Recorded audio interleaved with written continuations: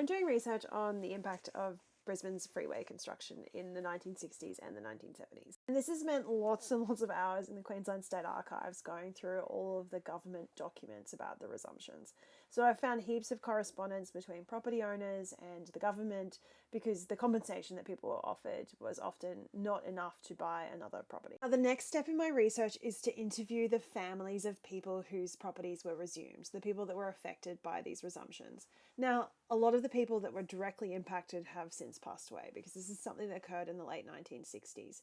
But their grandchildren and sometimes their children are still around. I actually have this huge list of names. So there's over 200 names here of people who lost their homes to make way for the Southeast Freeway. If you recognize any of these names, if there's anybody that you know or your grandparent or your great-grandparent was affected by this property resumption, please email me so that I can tell the stories of people like Helena and Edward Duda.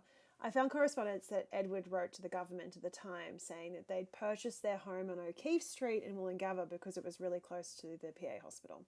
He said his wife Helena had some chronic health issues and required her to be very close to the hospital.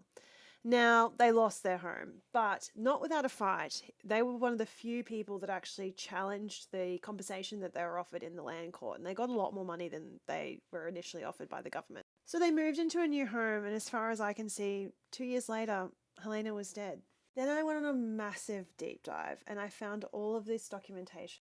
Helena was a displaced person, so she was a Polish national that ended up in West Germany after World War II. She was listed by the United Nations as a refugee. At some point, her and Edward married in West Germany, and I found that marriage certificate. Now, they ended up in Australia. They worked at Tinaroo Dam initially before ending up in Brisbane. So they'd only been in their home for 2 years when it was resumed. But I don't know any more about them. It doesn't look like they had children. Edward died a short time after Helena did. He's buried on the north side of Brisbane. Why is he over there? I don't know.